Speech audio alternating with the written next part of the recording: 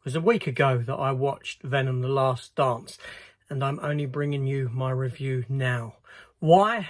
Because I don't feel overly inspired to bring you one, to be honest, with this movie. The third instalment in the Venom franchise, Venom: The Last Dance, hit theatres, and it hasn't done particularly well. Is that for good reason? We're going to explore that now in my review, so let's get into it.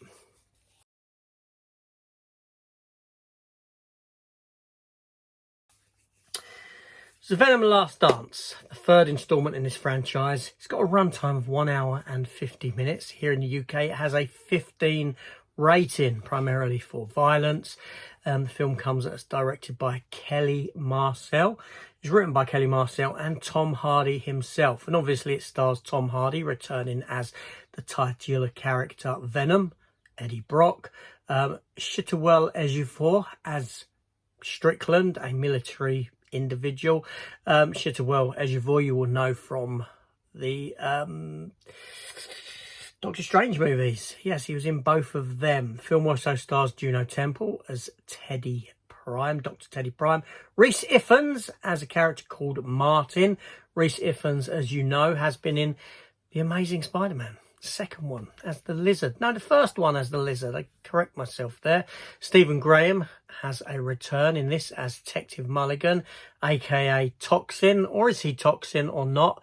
That's a character from the Venom comics. And Peggy Lou returns as Mrs. Chen. So this film here, this film starts off with Eddie Brock on the run. He's on the run from the authorities because he is wanted for the death of Detective Mulligan. If you remember the events of the previous movie, Venom: Let There Be Carnage, you'll be forgiven if you don't, but Detective Mulligan in that, it looked like he got infected by a piece of the symbiote, which he did, piece of the Carnage symbiote. He becomes a character in the comics called Toxin. Here he's imprisoned throughout the entire movie. He's people think that he's dead. In reality, Eddie Brock is wanted for the murder of him. And Eddie Brock is off out and about in the area he was that we saw him at the end of the last film, where he had the crossover into the MCU. Do you remember that? That all came to nothing. Yeah, pretty much like this film here. So in this movie, we come to learn that the king of the symbiotes is imprisoned somewhere up in space. This is the creator of all the symbiotes, and he wants to kill all the symbiotes, kill Eddie. Eddie Brock, or Venom, has got this thing inside of him that he needs to get out of his prison. Then he sends these creatures to go hunt him down. These creatures have this way of detecting Venom when Venom's in his full Venom form with Eddie, and they need this thing to that's the story. That's the story, and it's a chase story. It's you know, it's a mediocre chase story. If one thing this series of film has done is it's given us mediocrity in its entirety. This film series hits no buttons whatsoever. This film here, hour and 50 minutes, bit over the top. I was watching it for, you know, lengthwise. Wasted opportunity comes to mind with most of these Venom films. They're all a wasted opportunity.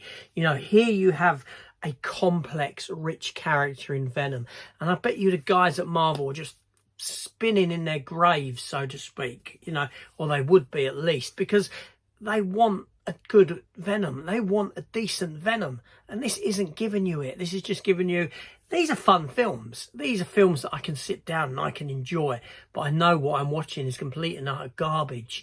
These films have gone nowhere. You've had 3 films and they haven't grown this character whatsoever. It doesn't feel like I have seen 3 films. Okay, with this one here, I got excited when Rhys Ifans turned up. I had no idea he was in this movie. He popped up as this individual who's just on this road trip with his family, a bit of a hippie type, want to go and see some aliens. Area 51 is being shut down, decommissioned, whatever it may be, and he wants to see some aliens. He does get to see some aliens, right? But this is another problem with this film, is that this film, is it playing in the ballpark of the MCU or isn't it? Does it want to be part of the sort of Sony Spider-Man verse or isn't it? Because with Chiwetel Ejiofor coming into it after his turns in the Doctor Strange movies and after Rhys Evans being in the Amazing Spider-Man 2 and also in, obviously, the Lizard was in No Way Home and this sort of thing, you've got this kind of a tease, this kind of I'm guessing that they wanted these characters, these actors in there to kind of tease you that, hey, maybe these are part of the MCU, so you better come and see this film. Only they're not. They're completely different individuals, completely different characters, right? Also, this film here, these things can only track Eddie Brock if he's in the full Venom guise. Okay, so don't go into the Venom guise then. Venom can still have his tentacles come out. He can have his head come out and speak to him, but not go full Venom. So what's the problem? Also, there's some serious liberties with time in this film, with time and with distance. I mean, I can see Jack Bauer being extremely happy with this one. Never since the days of 24 has it been so quick to get from point A to point B in certain times. And what I'm talking about is Eddie Brock out in the middle of nowhere, the military people turning up after finding out where he is in a matter of seconds, and then when it's over, being back at their base in a matter of seconds. Stupidness like that going on. The film looks quite good, and to be fair, Tom Hardy and the Venom symbiote, you know, the two of them make a good duo.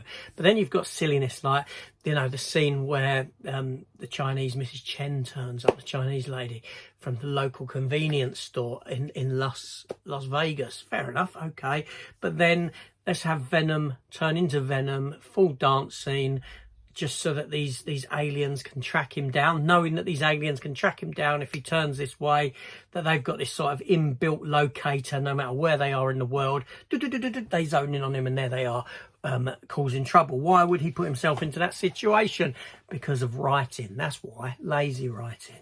Like I said, these films are a missed opportunity. The second film totally missed the opportunity of having the character of Carnage in it. Carnage is a big time character in the comics, you know, a major threat. I remember when the Carnage character first came about in the comics, he was a scary character, okay? It was like, oh my god, here's someone who can stand up and he is even worse than Venom, kind of a thing. There was an air of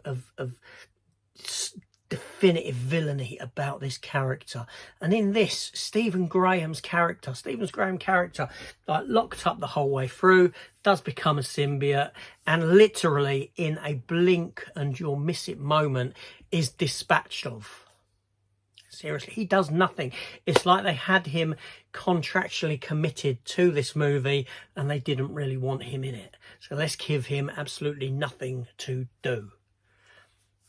Film just feels like a complete waste of time, yet I can sit down and I can enjoy them, generally on days when I don't want to think, when I want to put something on that I seriously don't have to sit and think about, and it's just like noise on the TV, noise that looks good but isn't good. And that's what this film is, a wasted, missed opportunity. A trilogy of mediocrity has befell us with the Venom movies. They're not good.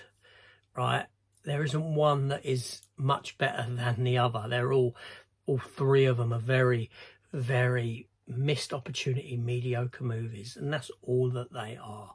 This one here, the third one, is no exception to that rule. Will it continue? There's a tease at the end. Who knows? You know, we've seen Venom survive other things. Can he survive his acid bath at the end of this one? An explosion? Very probably. Would Tom Hardy return? If the money was enough, I'm sure he would. We'll see what comes of it. But I'm pretty sure that with the way that this film has flopped, it's only going to be a couple of weeks before this film hits those pay-on-demand kind of streaming services, much like what's happened to Joker and many other flops prior to it. So you'll be able to see it without having to go to the cinema. Wait. Seriously, wait.